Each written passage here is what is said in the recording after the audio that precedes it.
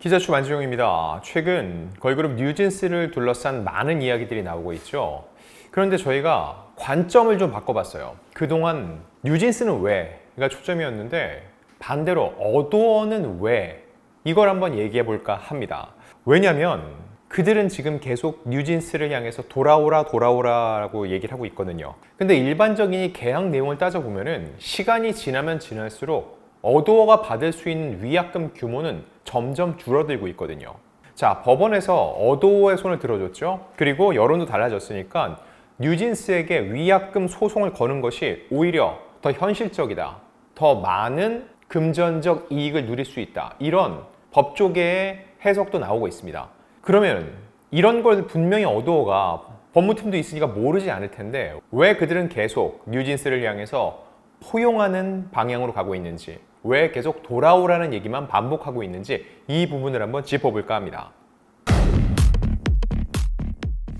자, 일단 어도어 측이 뉴진스를 상대로 제기했던 기획사 지위 보전 및 광고 계약 체결 등 금지 가처분 신청이 인용이 됐습니다. 그 다음에 부모들의 불화설, 그리고 팬덤의 분열설 등 여러 가지 주장들이 제기되고 있죠.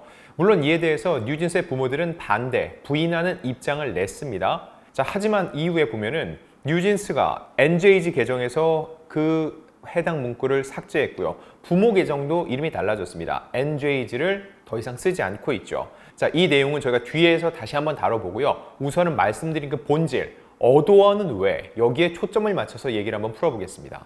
일단 그러려면 위약금 규모가 어느 정도인지 따져볼 필요가 있죠. 이들의 위약금 규모가 6천억 원에 이를 것이다. 이게 지난해에 참 보도가 많이 나왔습니다. 다시 한번 왜 그런지 생각을 해볼게요. 법조계에서는 실제로 이 상당한 위약금이 발생될 것으로 보고 있는데, 위약금이란 건 아티스트가 전속계약 기한 내에 계약을 해지할 때 소속사에게 배상해야 되는 금액을 얘기합니다. 공정거래위원회 표준전속계약서를 보면은 계약 해지 당시를 기준으로 직전 2년간 월 평균 매출에 계약 잔여 기간 개월수를 곱한 금액을 위약금으로 책정한다는 거죠. 남은 계약 기간 동안 소속사가 얻을 기대 수익을 위약금으로 본다는 겁니다. 자, 그래서 지난해 기준으로 볼게요. 금융감독원 전자공시 시스템에 따르면 어도어의 2023년 매출은 1,103억 원. 2022년 7월 뉴진스가 데뷔를 했고요. 이들의 계약 기간이 7년임을 고려하면 대략 지난해 시점으로 5년 정도 남아 있었고요. 어도어 역시 계약이 2029년 7월까지라고 어느 정도 확인을 해줬습니다. 이걸 놓고 봤을 때 뉴진스의 위약금이 최소 4천억 원에서 최대 6천억 원대에 이른다라는 게 업계 분석이었죠. 자, 근데 여기서 따져볼 건 뭐죠? 이 곱해지는 개월수, 계약 기간이 점차 줄어들고 있고 직전 2년이니까 이 금액도 줄어들고 있다는 거죠. 자, 중요한 건 민희진 전 대표 측도 이런 내용을 알고 있다는 겁니다. 민 전 대표가 그의 최측근들과 뉴진스의 위약금을 미리 산정한 정황이 지난해 보도를 통해 알려지기도 했는데, 하이버의 갈등을 공개적으로 문제 삼기 전인 지난해 3월입니다. 뉴진스가 어도어를 떠날 경우 물게 될 위약금에 대한 논의를 진행을 했는데, 멤버 5명이 물어야 될 위약금이 최대 6,200억 원에 달해야 된다는 사실을 발견하고 계약하기가 힘들겠다라고 판단한 게 아닌가, 이런 뉘앙스의 대화가 오가는 내용이었죠. 자, 3월 14일입니다. 당시 어도어 A 부대표는 민 전 대표에게 월 평균 매출액을 2억으로 잡고 해지 시점을 6월 말로 잡으면 잔여 기간은 62개월이다. 1인당 위약금이 약 124억 원, 5명은 620억 원 정도라고 얘기를 합니다. 이에 대해서 민 전 대표가 얼마 안 되는데? 라고 답을 하죠. 그러자 이 부대표는 정산금이 아닌 매출액을 기준으로 위약금을 계산해야 한다는 사실을 알게 됐고, 다시 한번 산정을 해보니까 4,500억 원에서 6,200억 원에 이르렀다는 거죠. 그래서 이걸 줄일 수 있는 핵심은 뭘까요? 바로 신뢰관계 파탄에 따른 쌍방 귀책이 발생하면 양측의 위약금이 0원으로 책정되니까 뉴진스의 위약금도 0원이라는 거죠. 그래서 지금까지도 그들은 신뢰관계 파탄을 지속적으로 얘기를 하고 있다는 게 일반적인 분석이라는 겁니다. 자, 여기까지 내용은 많이 알고 계시죠? 근데 왜 위약금이 제가 갈수록 줄어들고 있다, 이 얘기를 하는지 말씀드릴게요.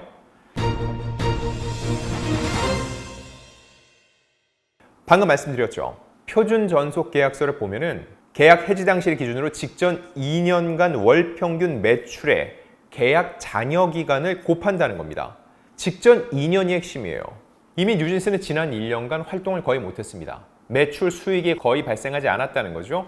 여기서 이런 지지부진한 싸움이 1년 더 된다면 직전 2년 뉴진스의 매출은 현저하게 떨어집니다. 즉 시간이 지나면 지날수록 직전 2년간의 월 평균 매출액이 뚝 떨어지는 거죠. 그리고 잔여 개월을 곱하는 건데 이미 이 사태가 1년 전에 발생했으니까는 12가 날아간 거예요.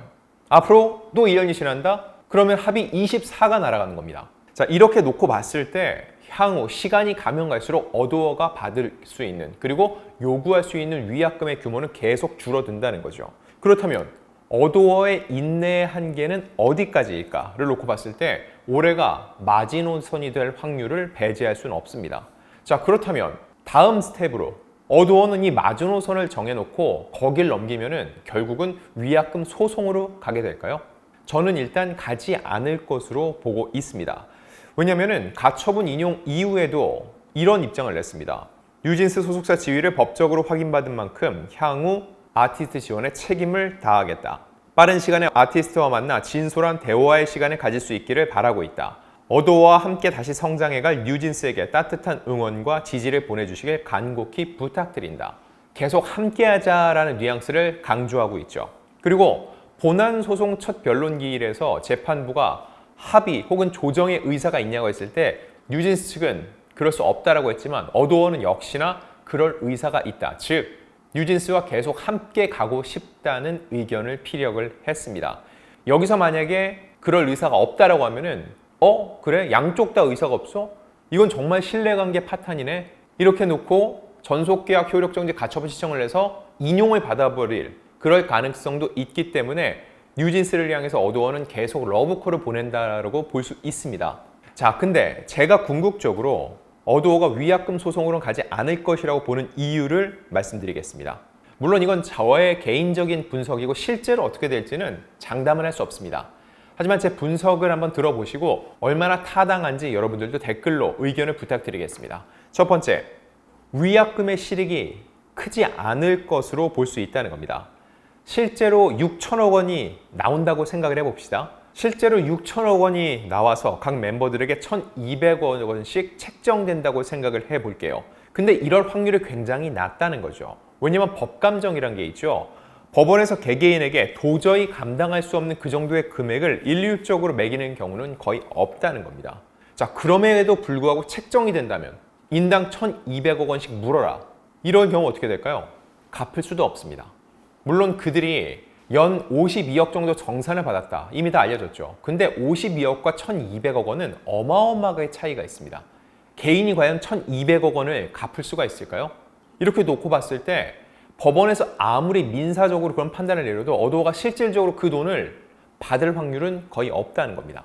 그리고 이게 개인에겐 엄청난 압박으로 다가갈 것이고 반대로 멤버들을 향한 동정론이 일 수도 있습니다. 그런 경우 어도어가 또 역풍을 맞을 수도 있죠.